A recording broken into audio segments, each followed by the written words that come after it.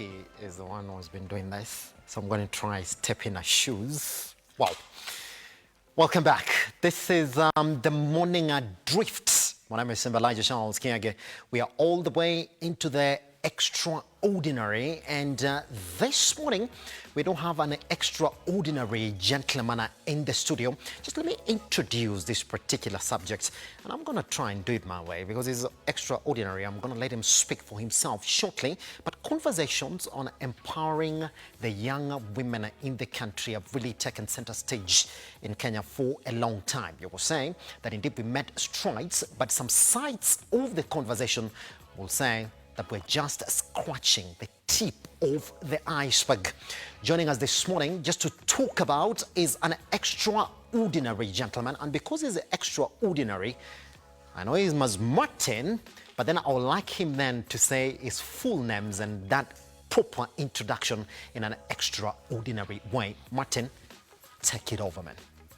All right, so thank you so much, Elijah, and thanks again for the opportunity also to be here and to speak about the things that matters in the country. My name is Martin. I'm a youth leader. I'm a team leader of an organization called EmpServe Kenya, largely focusing on youth development, youth empowerment, and with a specific drift on the empowerment of young women, of course, informed by the challenges that are specific for women and the opportunities, again, that are out there for the women. Pretty much. Quite an extraordinary introduction, Martin. So let's get into that conversation. There's one particular aspect about EmpServe that I like. You're identifying the last mile woman. Who's this woman?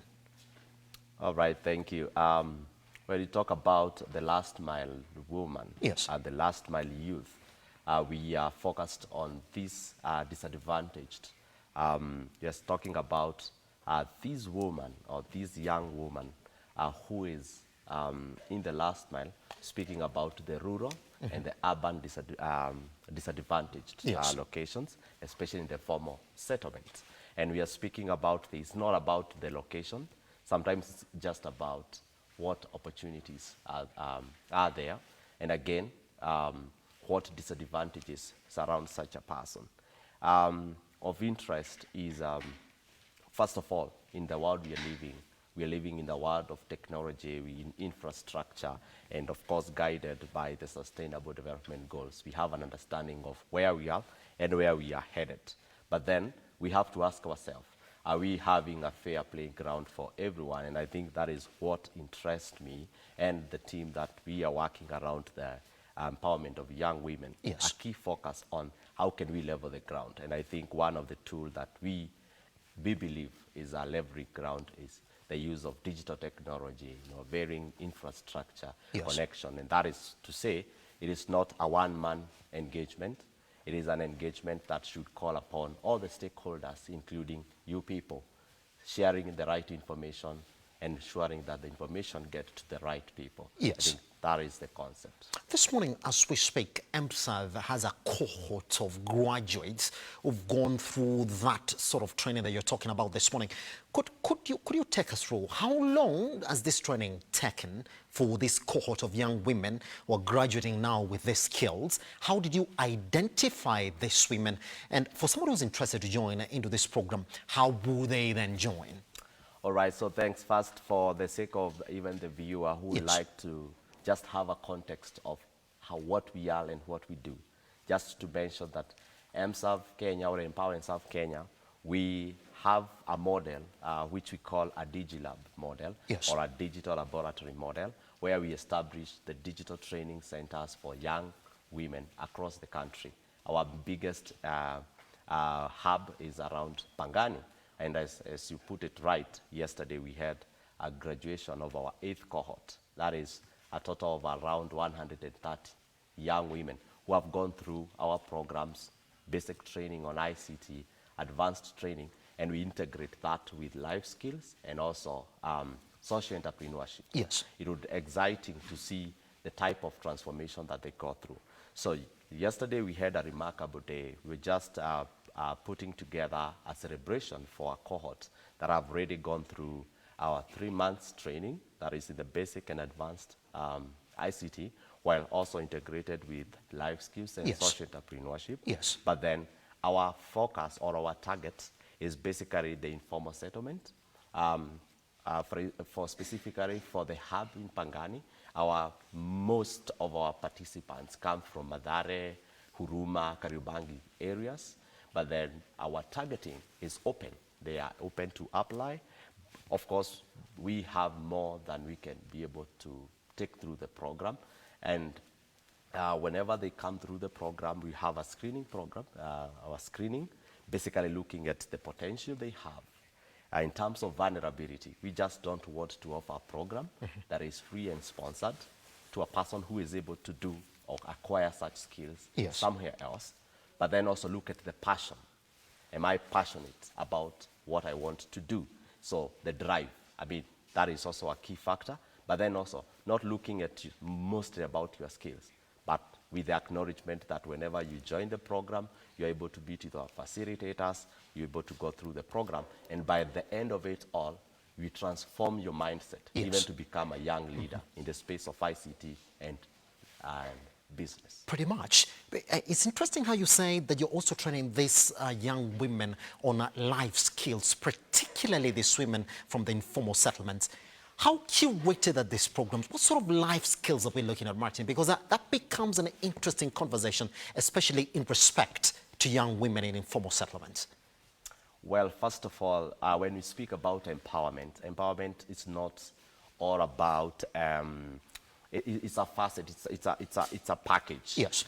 First of all, you speak about opportunities, you speak about resources, Yes. but then you also speak about the values and the abilities to take advantage of the opportunities around. That's to speak about including the psychological mindset that you have to be molded as a young person.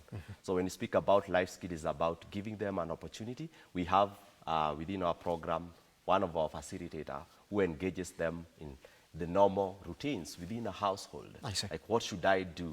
What are, when it comes to even public speaking, Yes. how would I even speak to, Yes. Martin, even and my I'm pastor, sorry, and I'm sorry also to interject, Yes. but does it become a different conversation? When you're talking to a young woman from an informal settlement, Yep. even the house chores, even when you're teaching them even how to handle themselves, does it become different as opposed to when you're talking to a young woman who will probably not be from an informal settlement? Definitely, it's quite Yes. different because we are speaking of somebody who has quite limited resources. I see. We are talking of somebody who is living, in the most instance, in how we even presume or even how we define the living in an informal settlement, mostly we are talking of a constrained environment, even where you live, Yes. in terms of the area that you are living in, or the size of the house, for example. So it is just a matter of how do you also show, demonstrate to this young person that the circumstances they are living in are not limiting them to who they should become. I see. And I think that is the power tool about the life skill. Yes. But then again, how do they present and how do we create that integration without creating a divide, but we create an integration where they feel comfortable to interact with the people at any level. Yes. And you'll see quite a significant difference from when we connect with them from the first day when they are doing orientation, and when I am hoping we'll be able to interact with a few of them, and then I can be able to juxtapose for you the kind of the difference when they're coming in and when they are graduating from the program. And of Yes. course, we always say their graduation doesn't mean they have stepped out, because we also create now a pool of alumni. Yes. We create a pool of alumni. We have very good partners who are ready to support even the program beyond, the 3 or 5 months that the young woman goes through the program. Pretty much. One of the biggest conversations around training and this mentoring process that most of critics have said is that once these ladies graduate, these young women graduate, then it ends there for majority of the programs, in the sense of they don't have somebody to walk with them throughout their entire journey until you feel candidate A, we had her in the training, we've empowered her, and now indeed, in the environment that we trained her on how to live, social skills, entrepreneurship skills, this is exactly how they're faring on. We can limit our contact. Can you talk to me about EmpServe? These graduates, the 130, for example, now have graduated. What next? Is that it from you, Martin, or there's the next step as well? Yes, thanks so much for that. And I think that is actually one of the biggest disadvantage of the programs that we run or run across the country, where Yes. you don't look at the holistic approach, or the sustainable approach around our programming. Yes. But then we have a key focus. Let me just put this in context. So how do we do it? First, we are onboarding a young person out there who has not been able to get an opportunity, for instance, to get digital skill. Then the person comes in, we also know the digital skills are not enough. Skills are not enough, because what matters is the outcome. Am I able to make a living, for example? And you see, we are living in a country where we're talking of unemployment rates to over 50%, Yes. especially for the young people. And women actually being more disadvantaged. And I think that's why there is that key focus. So when you go through the program, you go through the basic, the advanced, then also you'll do the social entrepreneurship training. Our focus is on how do you transition.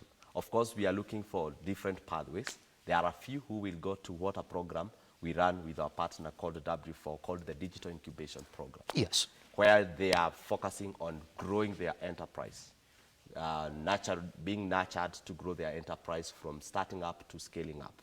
But then we have another category that is when in our screening program, we are able to see that they are more keen into employment. But then what about the job readiness? So are we able to prepare them for to get a volunteer opportunity, an internship opportunity, while they are getting ready to get into even paid labor? Yes. But then there is also another category where we also talk about transitioning to academia, because it's still an opportunity for us to look at how do we, like not to force a young woman, for instance, to fall into a category that does not suit them. So that is why doing a form of an assessment, like we take them through a form of an assessment for us to see which pathway suits them best. But then now within our framework, we have now put in place measures to deal now with our alumnus group, like now engaging them. We have stakeholders who are taking them for livelihoods training. For example, we identified you're able to do beadwork. We already have gotten some stakeholders or some partners who are very keen on production of bead items and marketing, because it's a whole value chain. Yes. The biggest challenge you find with skills is about practicing, putting them in practice. But then when you produce a product and then you lack the market, again, the chain is broken. So I think our model as an organization has been fueled around collaboration. So at least we see the lifespan of this young person does not end at training, but we have a focus of ending the train over a sustainability model. Yes, yes. Martin, maybe I should have started with this question in our conversation this morning, but then you have a chance to respond to it now. What drives you as Martin, as a leader now, to work with these young girls? What do you envision as a person? Every day that you live in your life, what do you envision, what you want to see? And then I want you to attach that response to this one as well. Do you think this conversation about empowering the young girl, empowering the woman in the Kenyan economy, are we there, or it's what we've just started? First of all, as a young person, I'm driven by my passion, first of all, to see change. Yes. And in our model, even in our slogan, we say that the youth drives change. Yes. I mean, they are not the leaders of tomorrow, but they are leaders today. Yes. With a key focus again on women, with an understanding of the nature of a woman. We are different. A man and a woman, that's different. Even how we are, how our makeup, our setup, even at household level, even how our gender norms have been defined. When a woman is empowered, a household is empowered. And that is one of the things, one of the driver that we may not be able to deal with entire households, but we can focus on one that will be able to transform the whole household. But then you ask about the conversation on, are we there? First of all, there has been a differing conversation because to some end, some people feels like conversation has already been taken too far. But for us, myself, who have been the leader in the space and who understand the nitty-gritties around the outcome, it's not about the talk, Yes. women empowerment. Yes. It's just about what are the deliverables? What about the outcomes? Are they already placed at the table? But then, when they are at the table, is their decision mattering? Does it matter when they have been placed on the table? And I think that's the conversation. Yes. So I would say we are not there. We still have a room to work around the deliverables or the outcome that we envisioned. Yes. We also have to go reference the pillars that are guiding this conversation. So at least we just don't work on, it is happening. But then we look at the details. How much is it happening? For example, we ask ourselves, how many women leaders do we have in business? So then, if you do your comparison, you may see one or two big figures, but then you ask yourself, look at the details and do a comparison. Are we still there? So when you talk about leadership, even in the country when you are speaking about access, one-third gender rule and other such kind of conversation, we are not still there. And it is also very difficult to get there. So for me, it's a conversation that will still continue. But then for us who are in the development space, Yes. we have a bigger role to play because we are keen on measuring the matrix. How many people have been able to go through form of training, but then how many have been able to practice, how many have been able to scale. When you speak about startups, for example, the economy, the environment that we are living in, Yes. the challenges that are facing the startups. But ask yourself, who is more disadvantaged when it comes to addressing or facing the challenges that the economy and the global trends are affecting the startups and businesses? Pretty much. So let's clear this conversation like this morning. A lot of people watching you right now and saying, "Wow, whatever you're doing is really extraordinary." It's not very often that we see men really standing out that strongly to defend the young woman, especially the last mile woman who you defined this morning. Some of them want to get into the program. How would they do that? And if somebody wants to support you, then how would they come on board and support EmpServe?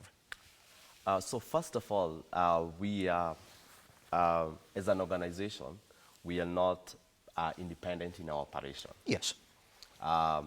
Anyone out there who would like to be part of our work, we always say we are creating a movement of youth development. Yes. And empowerment. And in our model, we collaborate a lot. The model is just around young training on entrepreneurship, digital skills, marketing and livelihoods and upskilling, Yes. including for vocational skills. Then that is something that we are able to do.